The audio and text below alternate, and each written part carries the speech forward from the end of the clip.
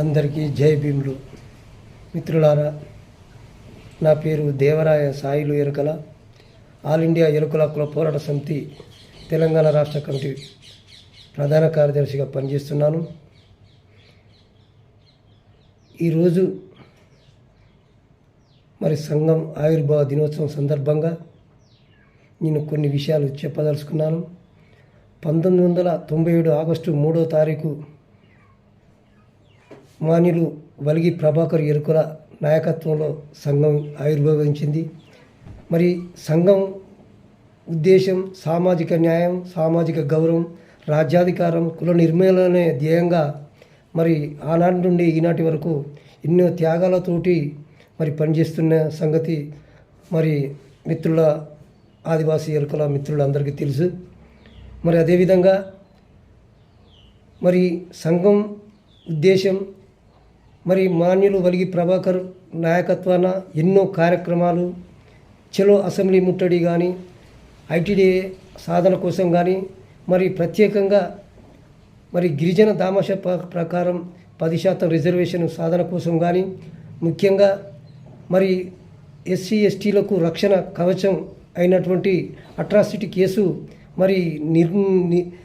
అది ఎత్తేసిన సందర్భంగా అన్ని రాష్ట్రాలు కలుపుకొని దళిత గిరిజనులతోటి ఆల్ ఇండియా ఎరుకల హక్కుల పోరాట సమితి కీలక ముఖ్య పాత్ర పోషించి దాని యథావిధిగా వలిగి ప్రభాకర్ నాయకత్వంలో మాన్యులు మందకృష్ణ మాదిగ మిగతా దళిత గిరిజన మేధావులతోటి దాని రక్షణ కవచం అయినటువంటి ఎస్సీ ఎస్టీ అట్రాసిటీ సాధించుకోవడం జరిగింది.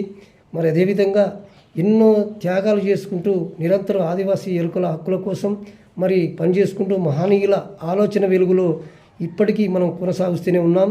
ఇది రాజకీయ పార్టీలకు అతీతంగా ఏ రాజకీయ పార్టీలు పెట్టిన భిక్ష ఈ సంఘం కాదు.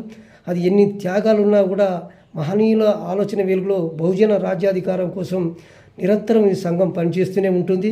కాబట్టి మిత్రులారా, ఈరోజు మరొక్కసారి 26 సంవత్సరాలు పూర్తి చేసుకున్న సందర్భంగా తెలుగు రాష్ట్రాల్లో ఉన్నటువంటి ఆదివాసీ ఎరుకల మిత్రులందరికీ పేరు పేరున మరొక్కసారి ధన్యవాదాలు తెలియజేస్తూ ఈ సంఘ ఆవిర్భావ దినోత్సవాన్ని పురస్కరించి మీ ముందుకు తీసుకురావడం సందర్భంగా తెలియజేస్తూ నేను ఈ చిన్న అవకాశాన్ని తెలియజేస్తూ ముగిస్తున్నాను. జై భీమ్, జై మూల నివాసి, జై ఆదివాసీ.